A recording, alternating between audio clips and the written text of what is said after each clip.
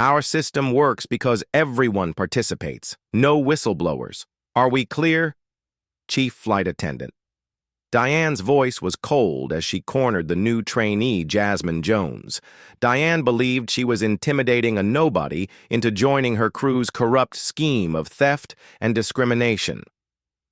What she couldn't possibly know was that the quiet trainee was actually Jasmine Washington, the executive VP and daughter of the airline's CEO.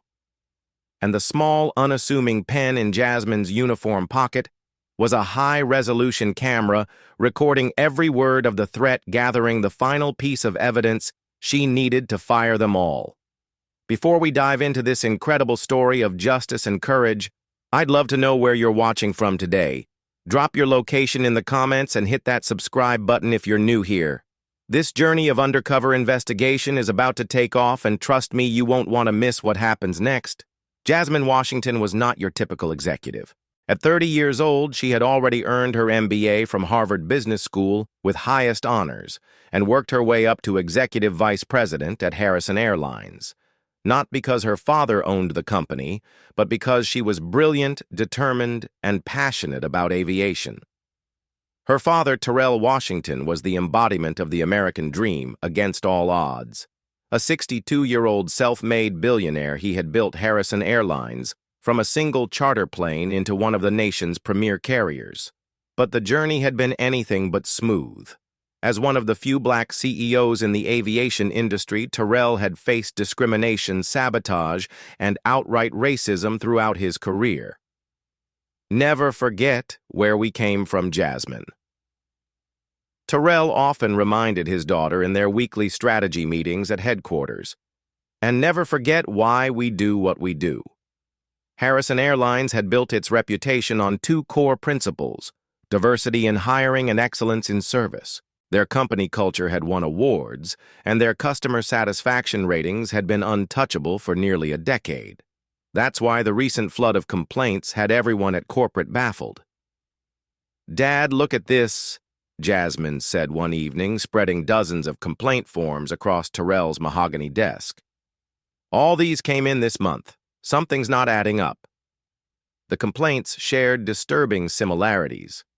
Black passengers reported being denied upgrades despite available seats, waiting longer for service, having baggage randomly selected for additional screening, and being spoken to condescendingly by flight attendants. Most troubling, the majority of complaints centered around one particular route, LAX to NYC, on Flight 3217. "We've replaced the pilots, changed ground crew, even sent in quality control passengers," Terrell said, rubbing his temples. "Nothing changes." Jasmine paced the office, her mind racing. Then she stopped abruptly, turning to face her father. "I know how to fix this," she said firmly. "I need to go undercover as a flight attendant." Ter laughed, then realized his daughter was serious. "Absolutely not. It's too dangerous. Dad, we've tried everything else. Something systemic is happening, and we need to see it from the inside." She leaned forward, her expression intense. "This isn't just about business. It's about what Harrison Airlines stands for." The request triggered a memory Terrell had tried to forget. When Jasmine was 16, they had boarded one of their own flights. Terrell had been detained by an urgent call, leaving Jasmine to find her first-class seat alone. Despite her ticket, a flight attendant had repeatedly insisted she must be in economy, questioning how she could afford first class even after Jasmine showed her boarding pass. It was only when Terrell arrived that the attendant's demeanor changed completely. That night, Jasmine hadn't cried. Instead, she had looked her father in the eye and said, "Someday I'll make sure this doesn't happen to anyone else." After 2 more weeks of escalating complaints and emergency board meetings questioning Terrell's leadership, he finally relented to his daughter's plan with conditions 2 months maximum. "You check in daily. Malcolm from HR is your only contact at the company, and at the first sign of trouble, you're out." Jasmine agreed, and Project Transparency was set in motion. For the next month, while officially on extended leave visiting potential international partners, Jasmine underwent intensive flight attendant training in a private facility. She learned everything from emergency procedures to drink service. studying harder than she had even at Harvard. Only Turl and HR Director Malcolm Davis knew her true identity. To everyone else, she would become Jasmine Jones, a new hireer with a fabricated employment history and a mission to uncover the truth about Flight 3217. "Are you sure about this?" Malcolm asked during their final briefing. "Your father nearly had a heart attack signing off on this plan." Jasmine looked out the window at the Harrison Airlines fleet gleaming in the sunlight, each plane painted with her family's name. "Those planes don't just carry our name, Malcolm. They carry our values. Something's corrupting that, and I need to cut it out before it spreads." Little did she know just how deep the corruption went, or how dangerous her mission would become. Transforming into Jasmine Jones required more than a name change. Jasmine Washington had been featured in business magazines and industry publications. She couldn't risk being recognized. She dyed her naturally black hair with subtle highlights, wore colored contacts to change her deep brown eyes, to Hazel adopted a slight Southern accent, and created an elaborate backstory. A former hotel concierge from Atlanta pursuing her dream of seeing the world. Posture barked Tanya Brooks, a veteran flight attendant who had been brought in to train the new cohort. "You stand like an executive, not service staff. Round your shoulders, soften your stance." Tanya was tough but fair, treating all trainees equally regardless of background. The same couldn't be said for Keith Spencer, the other trainer who seemed to have a particular disdain for minority trainees. Jones Keith shouted during evacuation drills, "What part of assist passengers before securing your own mask? Don't you understand? Or is following simple instructions too difficult for you?" Jasmine bit her tongue. As executive VP, she could have had Keith fired on the spot. As trainee Jasmine Jones, she had to lower her eyes and say, "Yes, sir, it won't happen again." The physical demands of training surprised her. Pushing 250 lb carts remaining standing for 12 hours straight and memorizing hundreds of procedures while maintaining a perfect smile was exhausting. Each night, she collapsed into bed at the company apartment, too tired even to call her father. "Don't let Spencer get to you," whispered Andre Phillips, another trainee who had noticed Keith's treatment of Jasmine. "He's like that with all of us."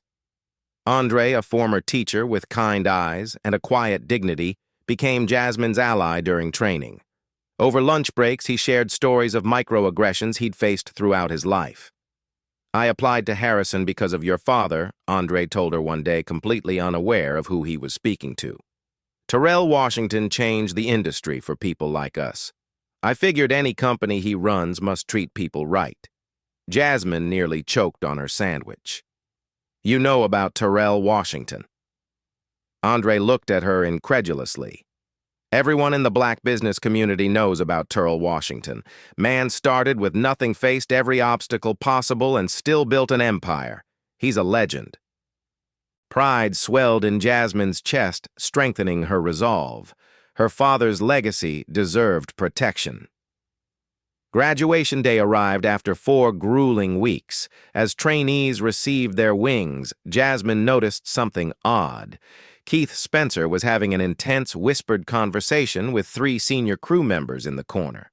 Money appeared to change hands, and Keith pointed subtly towards certain graduates. When assignments were distributed, Jasmine wasn't surprised to find herself placed on the LAX-NYC route Flight 3217, exactly where she wanted to be. What did surprise her was seeing Andre assigned to a completely different route, despite his request for the same flight.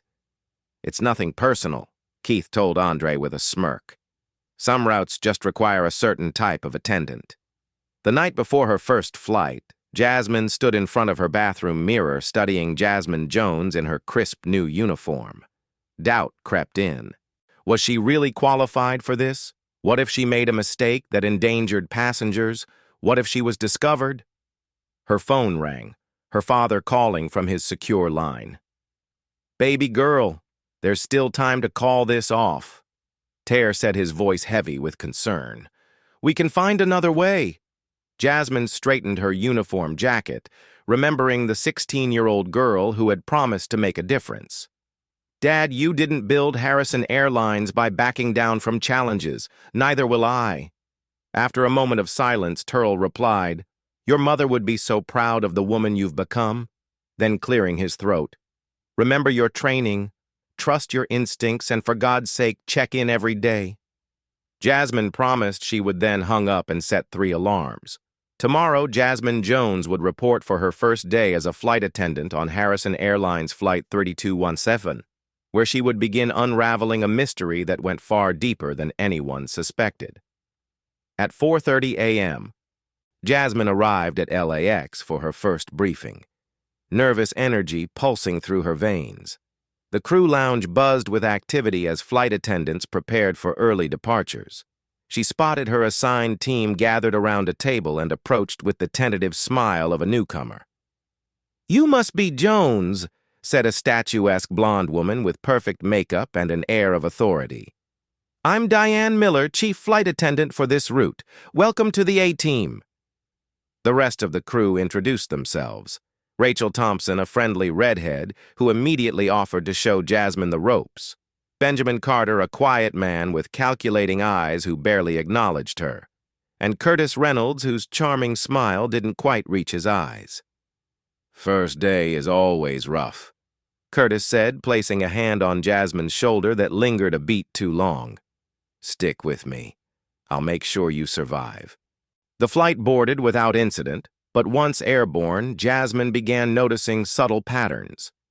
Black passengers were consistently seated toward the back of the plane, even when they had earlier boarding groups. Drink service moved quickly through first class and the front of economy, where predominantly white passengers sat, then slowed noticeably when reaching the middle and rear sections. When a black businessman in first class pressed his call button, Jasmine responded promptly. As she walked away after serving him, Diane pulled her aside. "Jones, a word," she said sharply. "We have a service order on this flight. First-class passengers in rows 1 to 2 get priority, then 3 to 4. "That gentleman was in row 3, but no one else had their button on," Jasmine replied, confused. "That's not the point. Follow protocol or there will be problems. Understood." As the flight progressed, Jasmine observed more disturbing behavior. Rachel would chat warmly with certain passengers while giving others nothing more than perfunctory service. Benjamin seemed to make note of which passengers had expensive luggage, and Curtis had an uncanny habit of appearing whenever affluent-looking passengers left their seats glancing at their belongings with too much interest. During the meal service, Jasmine overheard a conversation between Curtis and Benjamin. "Got 3 PCRs in rows 15 to 18, Curtis murmured. "Standard procedure." Benjamin nodded. Diane already noted it in the system. Jasmine pretended to organize the beverage cart while straining to hear more PCRs. What system her questions would have to wait as turbulence interrupted the service. In the galley during a quiet moment, Curtis sidled up to Jasmine. "So, Jones, what made you want to join our little family? Travel meeting new people the usual?" she replied with practiced casualness. Curtis chuckled. "Sure, but the rail perks come after you've been around a while." He tapped his wrist, drawing attention to a Rolex that Jasmine recognized as a $15,000 model far beyond a flight attendant's salary. "Nice watch," she commented. "Perks of the job," he replied with a wink. "Play your cards right and you'll see there's more to this gig than the paycheck." At the end of the flight, while passengers deplaned, Jasmine noticed Diane reviewing what appeared to be passenger notes on her tablet. Glancing over her shoulder, Jasmine caught sight of a spreadsheet with columns labeled Comfort Rating and Special Handling, neither of which were standard Harrison Airlines protocols. Over the next 3 flights, Jasmine began documenting patterns. The crew used coded language she slowly deciphered. Sunshine passenger meant white, affluent travelers. PCR stood for Passenger Comfort, rating a system that seemed to rate passengers' desirability based largely on race and perceived wealth. Most disturbing was CB or Cargo Black, a term used exclusively for black passengers who were consistently given the worst service. After her first week exhausted and disturbed by what she'd witnessed, Jasmine made her secure daily call to her father from her hotel room. "Dad, it's worse than we thought," she whispered, though she'd already checked for listening devices. "There's a systematic discrimination operation happening right under our noses. But I need more evidence before we can act." "Jasmine, if it's that bad, maybe it's time to pull you out," Taro responded, his voice tense with concern. "Not yet," Jasmine insisted. "I'm just starting to gain their trust. Give me more time." What she didn't tell her father was how the constant exposure to discrimination was affecting her. Each slight, each coded phrase, each instance of preferential treatment cut deep. But Jasmine Jones had to remain neutral compliant, even as Jasmine Washington was documenting everything for the reckoning to come. By her second week, Jasmine had begun building rapport with Rachel Thompson, who seemed the most approachable member of the crew. During a layover in New York, Rachel invited her for drinks at the hotel bar. "So what do you think of the team so far?" Rachel asked, sipping her cosmopolitan. "Everyone seems tight-knit," Jasmine replied carefully. Rachel leaned in, lowering her voice. "Look, I can tell you're smart. You've noticed things. That's good. Means you're observant. But between us, don't ask too many questions around Diane or Benjamin." "Why not?" Rachel glanced around before answering. "Let's just say this route has its own way of doing things. Been that way for years." After a few more drinks, Rachel became more forthcoming. "You know about the upgrade system, right? I've noticed some patterns," Jasmine admitted. "It's not official policy, but it's how things work on 3217. Diane reviews the passenger list before each flight. Certain passengers get flagged for service prioritization or potential upgrades if seats are available." "And how are these passengers selected?" Jasmine asked, already knowing the answer. Rachel shrugged uncomfortably.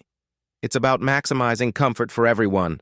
Some passengers just fit better in certain sections of the plane."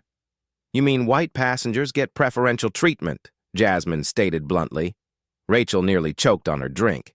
"Jesus, Jones, keep your voice down." She leaned closer. "Look, I don't make the rules, but if you want to last on this route, you need to play along. What happened after hours in this job? Have you ever worked somewhere with unwritten rules that made you uncomfortable? Comment number 1, if you've ever witnessed workplace discrimination and had to decide whether to speak up. Hit that like button if you think Jasmine should gather more evidence before confronting the crew. Are you subscribed yet? Don't miss what happens next in this explosive investigation. Now, what do you think is really happening with those checked bags? Let's find out. Over the next few flights, Rachel revealed more pieces of the puzzle. The taxation system particularly horrified Jasmine. Black passengers were routinely charged for blankets, headphones, and premium snacks that were complimentary for others. The extra cash went into a pool that the crew divided at the end of each trip. But the most disturbing revelation came when Jasmine observed Benjamin and Curtis during a transcontinental red-eye flight. While passengers slept, they accessed the cargo hold using a maintenance key. Jasmine followed discreetly, watching as they systematically opened certain checked bags, primarily those belonging to black passengers they'd identified during boarding. "Just a quick taxation," Curtis joked, pocketing a pair of expensive wireless headphones from one bag. "They'll assume they lost them somewhere else." Benjamin removed a small jewelry case from another bag. Amateurs never pack valuables in checked luggage. Jasmine retreated before being discovered, her heart pounding. This wasn't just discrimination. It was organized theft. The next evening, during a 24-hour layover in Los Angeles, Diane invited the entire crew to her suite for drinks.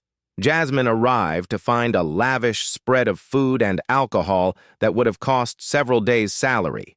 More shocking were the items displayed like trophies, designer sunglasses, jewelry, electronics, all items taxed from passengers' luggage. "Welcome to the real perks of Flight 3217, Curtis announced, handing Jasmine a glass of champagne. "The most profitable route in the Harrison network." Jasmine struggled to maintain her composure as crew members laughed about particularly memorable taxations, many specifically targeting black passengers with coded racist language. As the night progressed, Diane cornered Jasmine in the kitchen. "You've been observant these past weeks, Jones.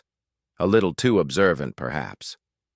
Jasmine felt a chill run down her spine, but maintained her cover. "I'm just trying to learn the ropes." "Here's what you need to understand," Diane said, her friendly tone contrasting with the coldness in her eyes. "Our system works because everyone participates. No exceptions, no outsiders, no whistleblowers. Are we clear?" Crystal Jasmine replied, forcing a smile. Back in her own hotel room, Jasmine carefully documented everything using the specialized camera pen Malcolm had provided. She transferred the footage to an encrypted drive, but when she reached for her personal phone to make her daily check-in with her father, panic struck. The phone was missing. After frantically searching her room, she remembered using it briefly in the crew lounge to check an authentic-looking but fake email account created for her cover. She must have left it there. Racing down to the now-empty lounge, she found her phone on a chair, but the screen showed it had been unlocked recently. Nearby sat Benjamin, watching her with newfound interest. "Lose something, Jones?" he asked. "Just my phone." "Thanks for finding it," she said, trying to sound casual. "Interesting email you got there. From Harrison Airlines Corporate. Something about quarterly reviews." Jasmine's mind raced. "Oh, that my cousin works in accounting at headquarters, keeps me updated on company gossip." Benjamin studied her face. "Funny, I didn't know entry-level accounting had access to executive review schedules." "Corporate gossip travels," Jasmine replied with a shrug. "Probably nothing to it." Benjamin seemed to accept this explanation. But as Jasmine returned to her room, she knew her cover had just become more precarious.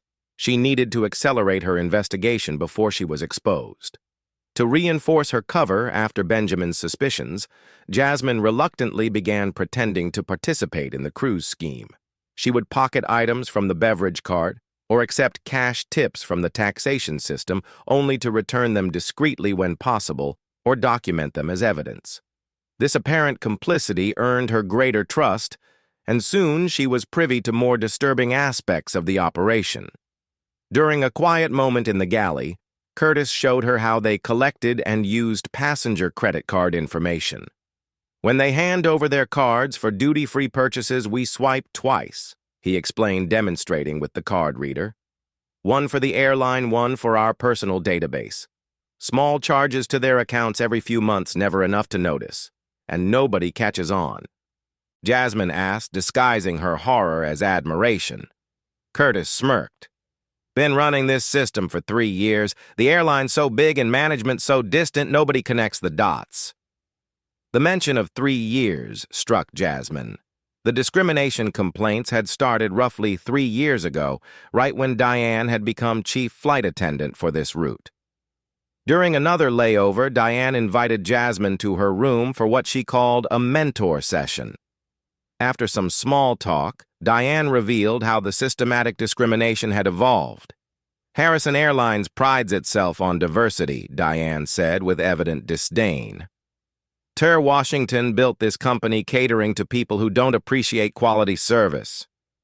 We just corrected the balance." "How did it start?" Jasmine asked, recording the conversation with her pen. "Small things at first, seating arrangements, service priorities. Then we realized there was profit potential. Keith in training helps us identify the right kind of new hires for our routes, and management is too busy counting their diversity points to notice what happens in the air." Jasmine thought about her father, who had fought discrimination his entire life, only to have it flourish within his own company. The irony was painful. "Has no one from corporate ever caught on?" she asked. Diane laughed. "There was an internal investigation about 2 years ago. But we have friends in corporate who buried the findings. This operation goes higher than you think, Jones. The revelation that the corruption extended to corporate levels was devastating. Jasmine needed to identify these accomplices before they could be warned about her investigation." A few days later, Jasmine encountered Andre Phillips on a layover. He had been assigned to a different route, but was dead heading back to LAX on their flight. "How's 3217 treating you?" he asked when they had a moment alone. "It's educational," Jasmine replied carefully. "What about your route?" Andre's expression darkened. "Same problems everywhere. Certain crews have systems in place. I've been documenting everything. You have." Jasmine was startled. "Someone has to stand up for what's right," Andre said simply. "I figured I'd gather enough evidence, then take it straight to Terrell Washington himself if I have to." Jasmine felt a surge of emotion. Here was someone fighting the same battle without any of her advantages or protection. It strengthened her resolve. To test how widespread the discrimination was, Jasmine arranged for Malcolm to book premium tickets for several black passengers, including professionals and a retired couple. As expected, the crew immediately flagged these passengers for special handling. PCRs in first class, Diane noted during the pre-flight briefing. Curtis handled their bags personally, Rachel's standard delay protocol for service. Jasmine was assigned to serve the elderly black couple. When the gentleman politely requested a blanket, she provided one immediately. "Jones," Diane hissed later. "What did we discuss about service priorities?" "They were cold," Jasmine replied. "That's not your call to make. One more misstep like that and we'll have to reconsider your position on this crew." The threat was clear, but Jasmine had nearly reached her breaking point. 3 weeks into her assignment, the constant witnessing of injustice while maintaining her cover was taking an emotional toll. Each night she called her father with updates, and each night the conversation became more difficult. "Dad, it's not just a few bad apples," she explained after a particularly difficult flight. "This is organized, systematic discrimination with connections to corporate. We need to identify everyone involved before we act." Turl's silence spoke volumes. When he finally responded, his voice was heavy with emotion. "I built this airline so people like us would be treated with dignity. To think this has been happening under my nose. We're going to fix this." Jasmine promised all of it. What she didn't tell him was how personal it had become. This wasn't just about Harrison Airlines anymore. This was about justice for every passenger who had been mistreated, every applicant who had been denied opportunities, and every employee who, like Andre, was trying to do the right thing in a corrupt system. The next day, she received word that her time was running out. The board was pressuring Terrell about the lack of progress in addressing customer complaints. She needed to complete her investigation quickly before the architects of this discrimination could cover their tracks. As her 4th week undercover began, Jasmine found herself in an increasingly precarious position. Her role as both investigator and unwilling participant in the cruise scheme created constant moral conflict. Each discriminatory act she witnessed or pretended to participate in felt like a betrayal of everything she and her father stood for. Her friendship with Rachel had deepened, revealing complexities Jasmine hadn't anticipated. During a quiet conversation in their hotel room, Rachel confessed the real reason she had joined the corrupt crew. "My mother has multiple sclerosis," Rachel explained, tears welling in her eyes. "Her treatments cost thousands each month. Insurance covers some, but not all. I was drowning in debt when Diane approached me. And that made it okay?" Jasmine asked gently. "No," Rachel admitted. "I tell myself it's just small stuff, a few extra dollars here and there, but I know it's wrong. Every day I think about quitting, but then I get another medical bill." Jasmine felt torn. As Jasmine Washington Executive VP, she could have arranged proper assistance for Rachel's mother through the company's Employee Emergency Fund. As Jasmine Jones, she could only listen and gather evidence that would likely end Rachel's career. Meanwhile, Curtis had developed a concerning interest in Jasmine. His flirtations had progressed from casual remarks to persistent invitations to his hotel room. Maintaining her cover required a delicate balance of seeming receptive without encouraging him further. We should celebrate after tomorrow's flight, Curtis suggested, standing too close in the galley. Just you and me. I have champagne in my room. Maybe another time, Jasmine deflected. I've been feeling under the weather. Curtis frowned.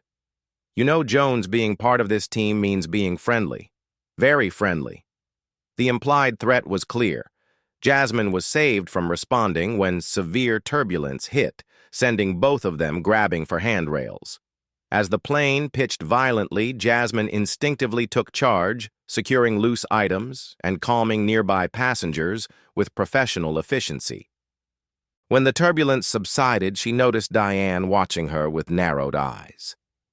Impressive crisis management, Diane remarked later.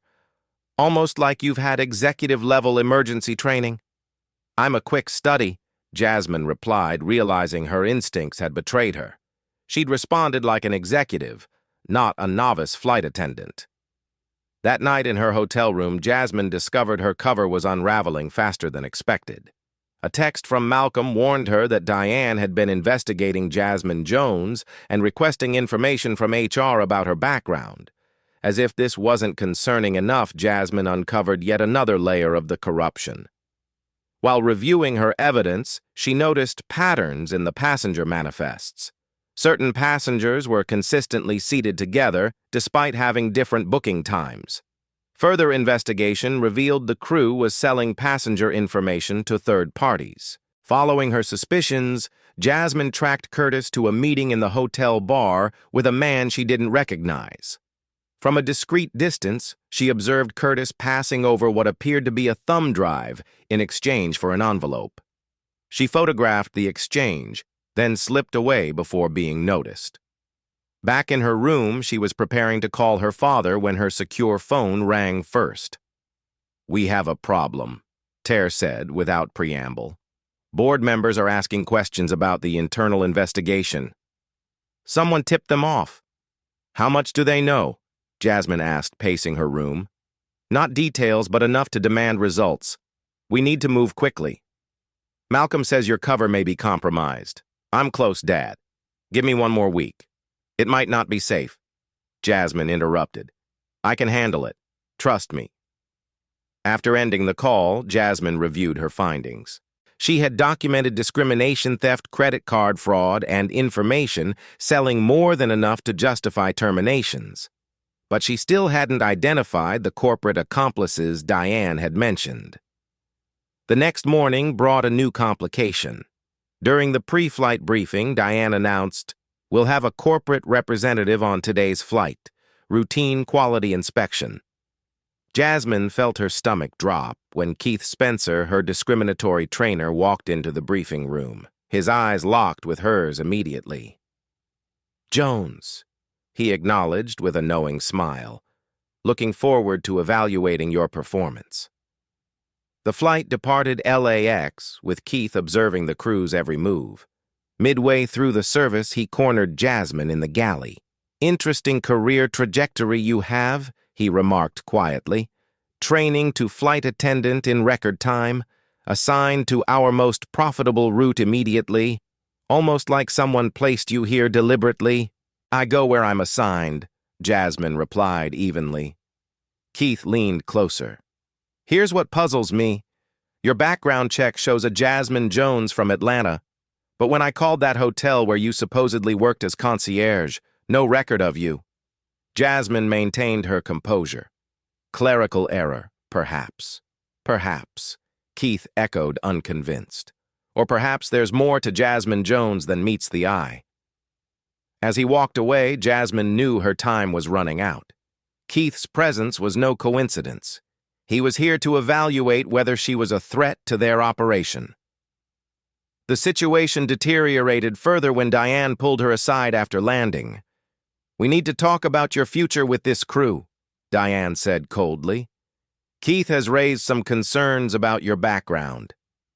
What concerns Jasmine asked: inconsistencies, discrepancies, things that make us question your loyalty. Diane's professional smile didn't reach her eyes. "We've investigated you, Jones. Your story doesn't check out." For the remainder of that trip, the crew's behavior toward Jasmine shifted dramatically. Curtis stopped flirting and started watching. Benjamin barely spoke to her. Even Rachel kept her distance, though her apologetic glances suggested she was acting under orders. During service, Jasmine overheard Curtis and Benjamin discussing her in hushed tones. "Diane says we need to take care of the problem before the next rotation," Curtis murmured. "Keith thinks she might be from corporate," Benjamin replied. "If she's gathering evidence, then we make sure there is no evidence," Curtis finished ominously. "And no witness." That night at the layover hotel, Jasmine double-keyed her door locks and placed an improvised alarm, a glass balanced on the doorknob. Her precaution proved prescient when around 2:00 a.m., she heard a faint scratching at her door. The glass trembled, then fell with a crash. Immediately alert, Jasmine grabbed her evidence and slipped into the bathroom just as her door opened. Through the crack, she saw Curtis and Benjamin enter her room. They moved methodically, searching through her belongings. "Find her phone and laptop," Curtis instructed. "She has to be recording this somehow." Jasmine quietly climbed into the bathtub and pried open the small window. It would be a tight squeeze, but the fire escape was just outside. As the men approached the bathroom door, she slipped through the window and onto the metal landing, still clutching her evidence drive. She made her way down the fire escape and to the hotel lobby, where she used a house phone to call her father's secure line. "They're on to me," she said without preamble. "They just broke into my room." "Get out now," Terrell ordered, his voice tight with fear. "I'm sending Malcolm with security. Meet them at the secondary location we discussed." "Dad, they took my evidence," Jasmine said, then corrected herself. "Some of it. I have backups, but not everything. Forget the evidence. Your safety is what matters." But Jasmine wasn't ready to abandon her mission. "No, we're too close. If I leave now, they'll destroy everything and warn their corporate accomplices. This has to end on the next flight." After a long pause, Turl replied, "You're just like your mother. Stubborn as hell when you're right." Then more seriously, "What's your plan?" Jasmine looked toward the elevators where Curtis and Benjamin were emerging, scanning the lobby. She ducked behind a pillar. "I'll call you back," she whispered, ending the call. For the next few hours, Jasmine evaded the searching crew members, moving between public areas of the hotel where they wouldn't make a scene. By morning, she had formulated a plan: one final flight, where all would be revealed no matter the risk. The crew assembled for their pre-flight briefing the next morning, tension thick in the air. Jasmine arrived last, feeling every eye on her as she took her seat. She had managed to retrieve some of her belongings from her room after Curtis and Benjamin had left, but they had taken her laptop and some of her notes. Keith Spencer sat beside Diane, both watching Jasmine with barely concealed hostility. The briefing proceeded with forced normally assignments distributed as usual. Jasmine was paired with Curtis for the main cabin service, an obvious attempt to keep her under surveillance. As the briefing concluded, Keith approached her. "A word, Jones," he requested, though it wasn't really a request. In a quiet corner of the crew lounge, Keith dropped all pretense. "I know who you are," he said flatly. Jasmine maintained her cover. "I'm not sure what you mean. Let's stop playing games. You're not Jasmine Jones from Atlanta. The question is, who are you really, corporate security FAA investigator?" He leaned closer. "Whoever you are, you're making a serious mistake. This operation has powerful protection." "Is that a threat?" Jasmine asked. Keith smiled thinly. "Consider it career advice. There are two types of people in this world. Jones, or whatever your name is. Those who understand how the game is played and profit from it, and those who fight the system and get crushed by it. And which type are you?" "The type who survives," Keith replied coldly, "which is more than I can say for you if you continue down this path." He walked away, leaving the threat hanging in the air. Jasmine took a deep breath, steeling herself for what would be the most dangerous flight of her life. Boarding proceeded normally, but Jasmine noticed Diane had assigned her to work the rear galley, isolated from passengers and easy to corner. As passengers settled in, Diane pulled her aside. "I've completed my investigation into your background," she said without preamble. "Jasmine Jones doesn't exist, at least not the version of her you're pretending to be." "I don't know what you're talking about," Jasmine maintained. "Save it," Diane snapped. "You're done after this flight.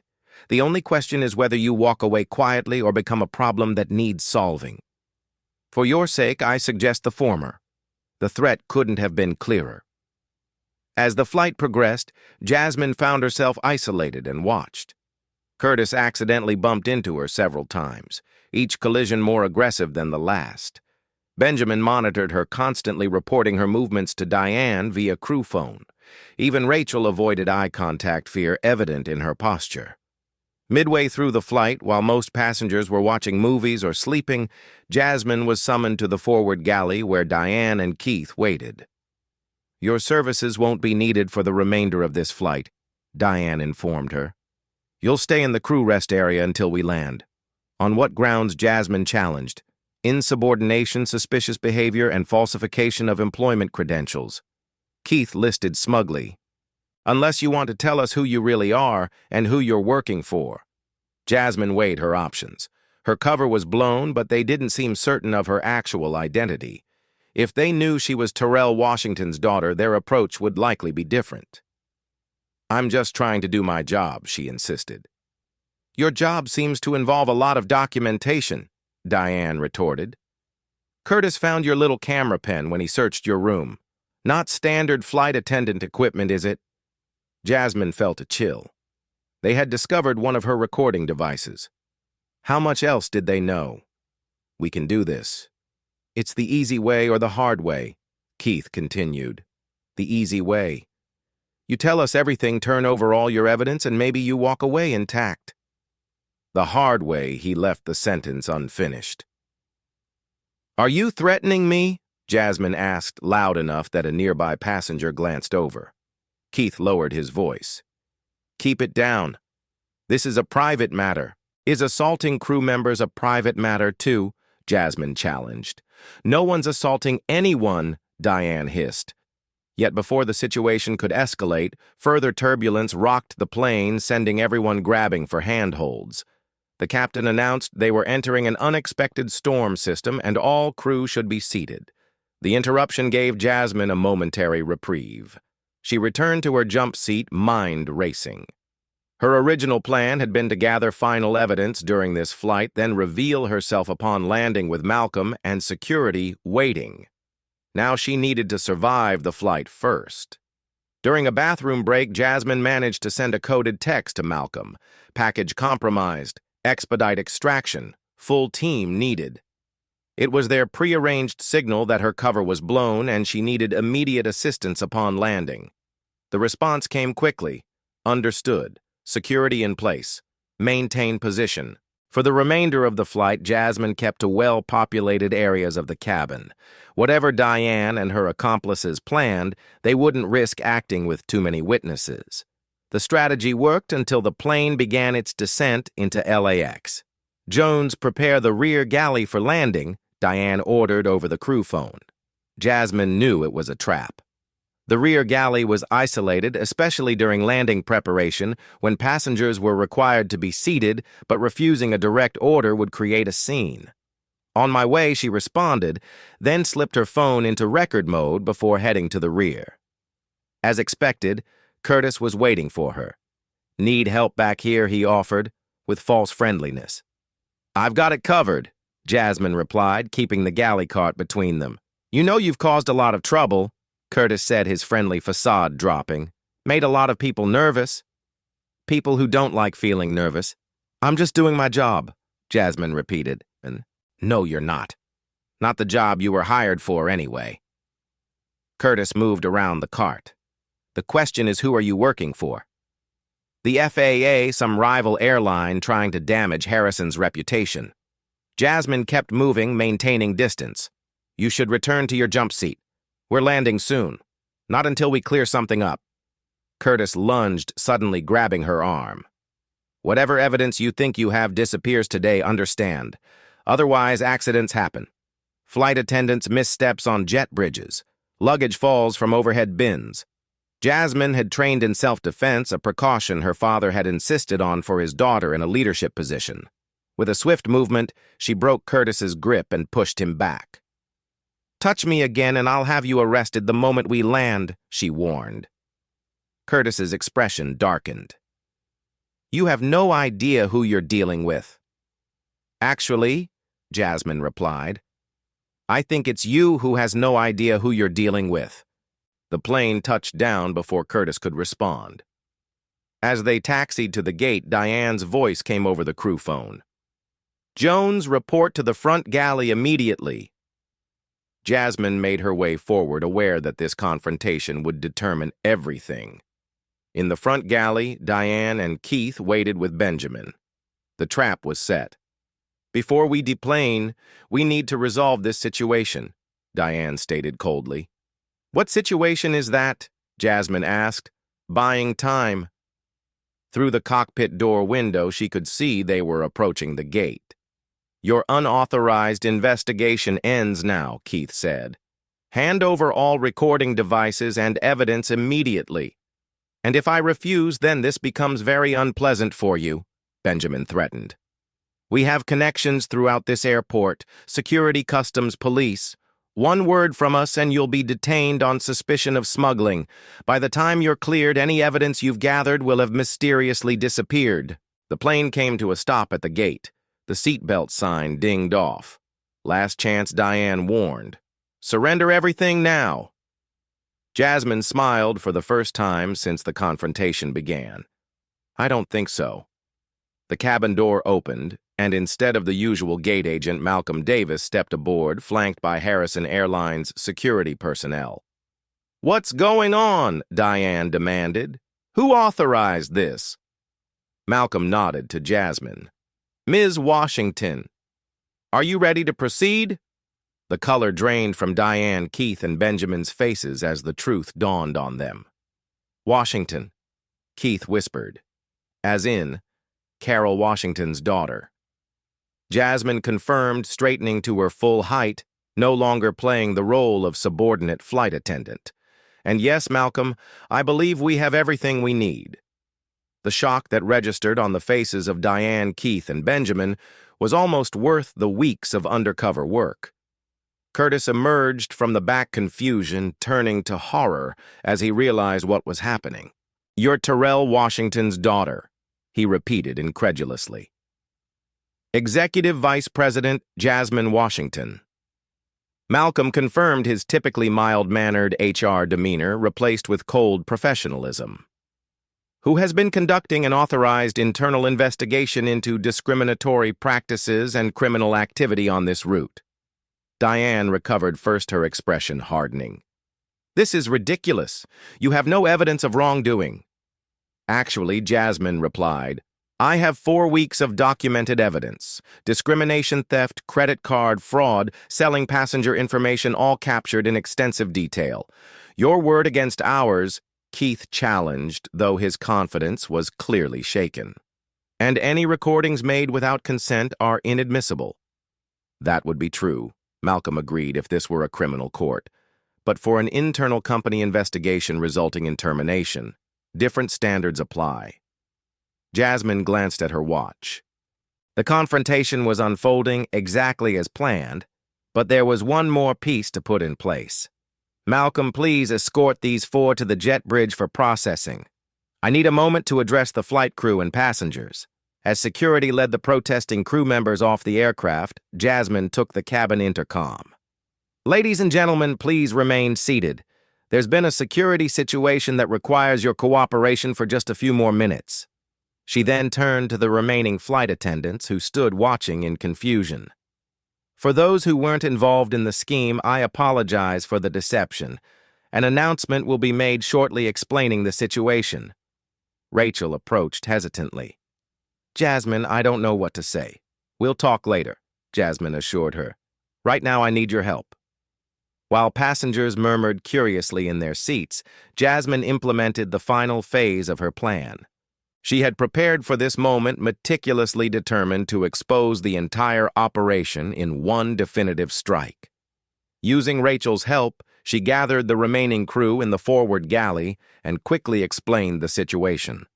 Most expressed shock and dismay, though a few seemed unsurprised by the revelations about their colleagues.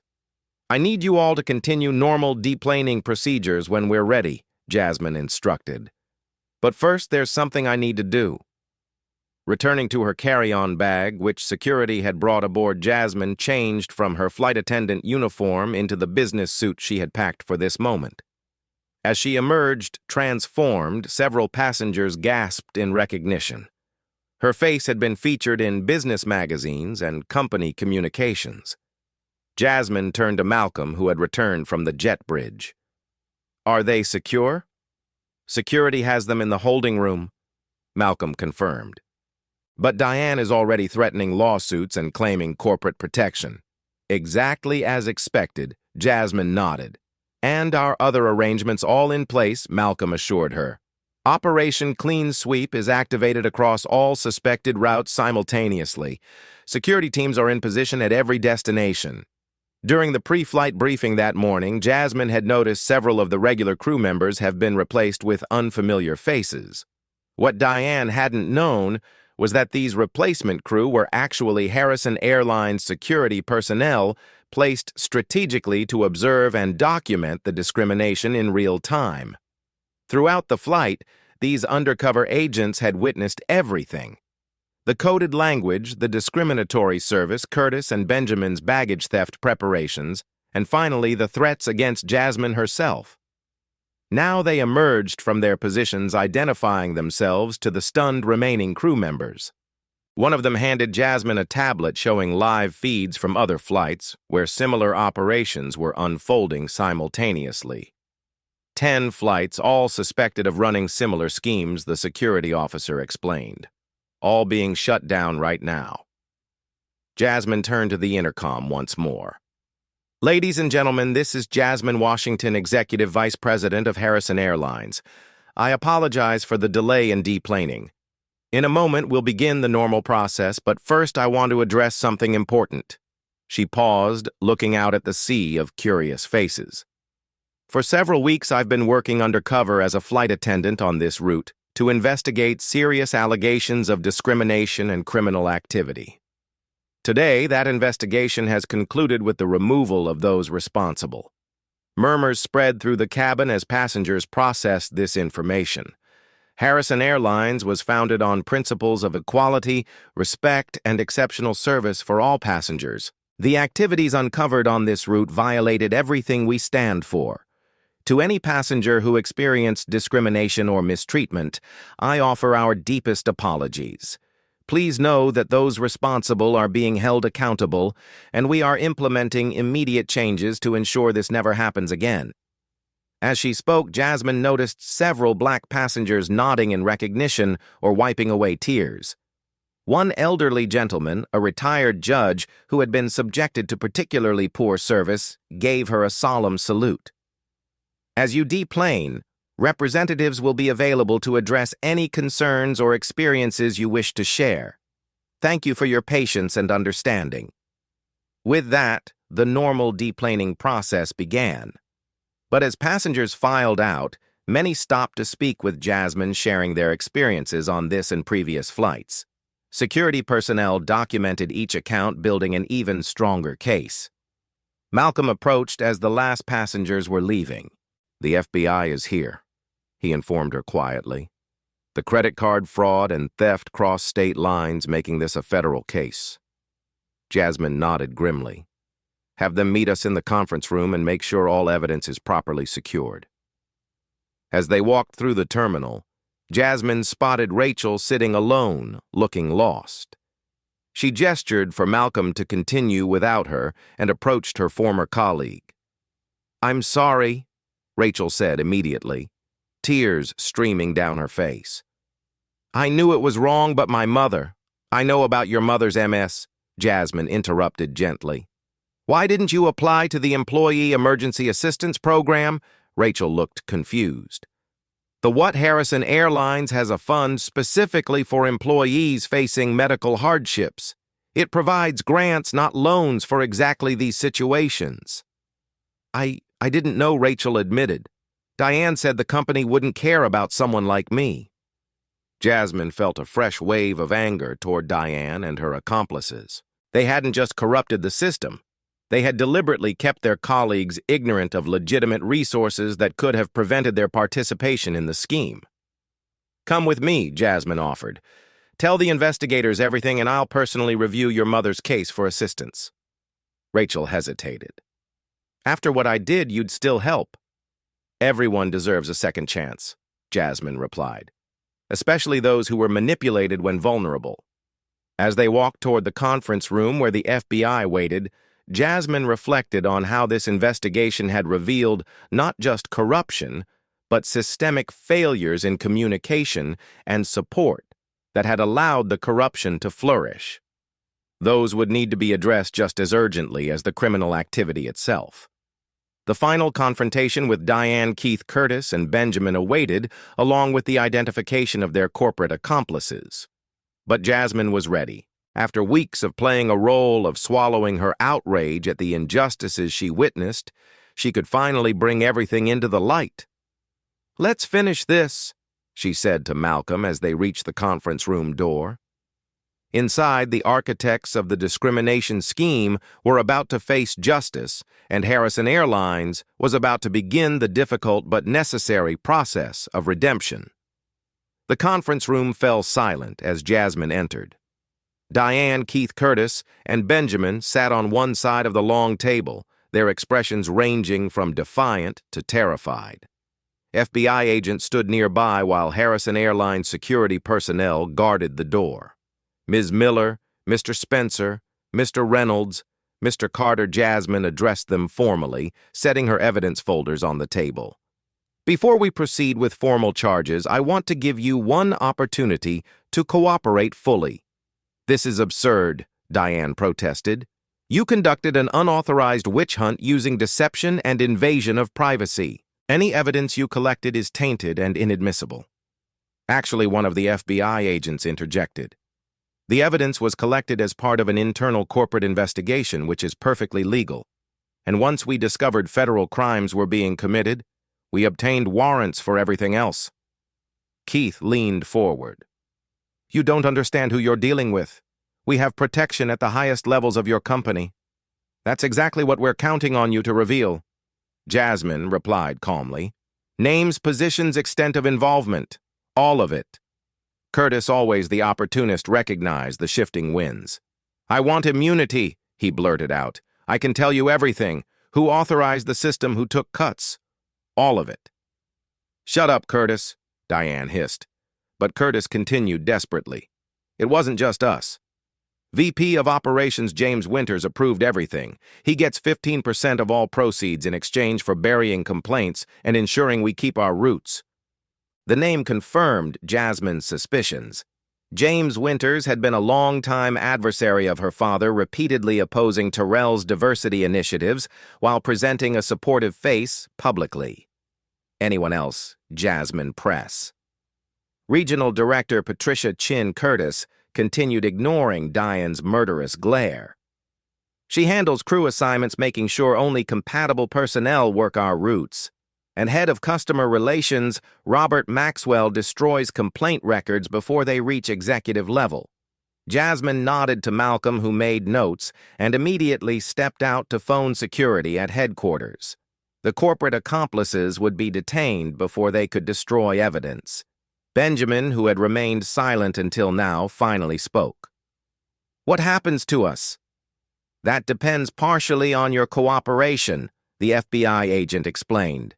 "Credit card fraud across state lines is a federal offense with mandatory minimum sentences. Theft from interstate carriers is another federal charge.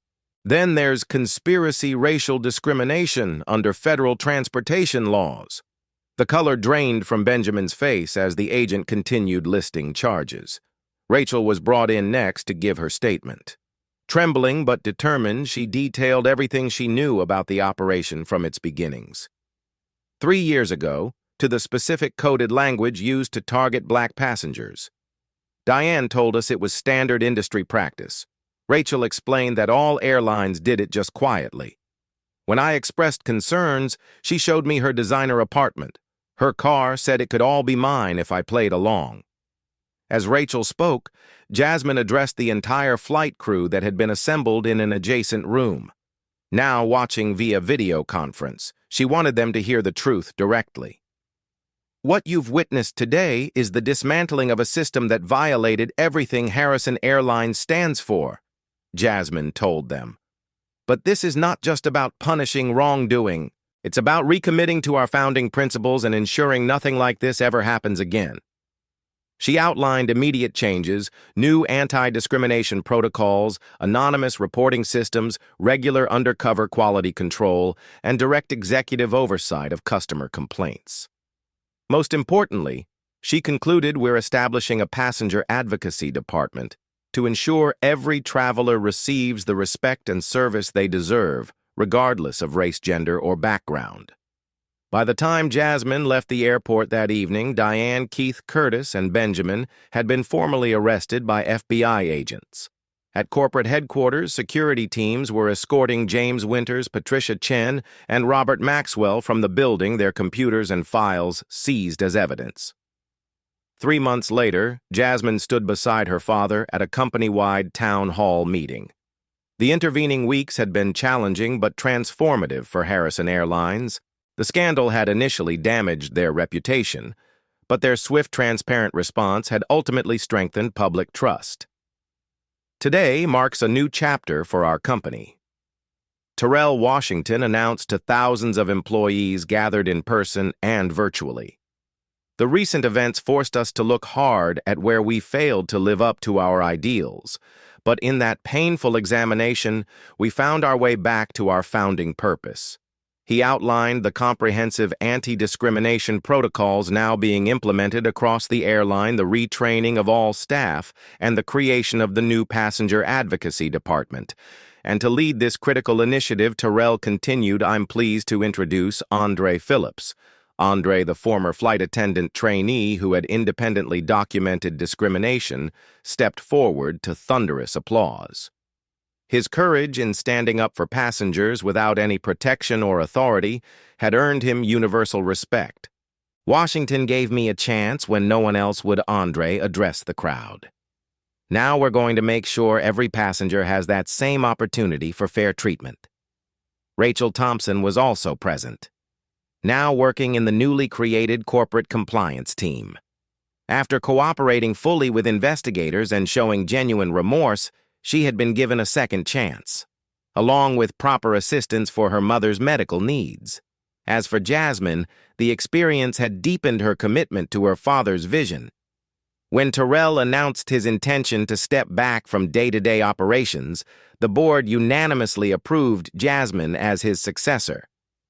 The true test of leadership, Terrell told his daughter privately, isn't avoiding mistakes, it's how you respond when those mistakes are revealed.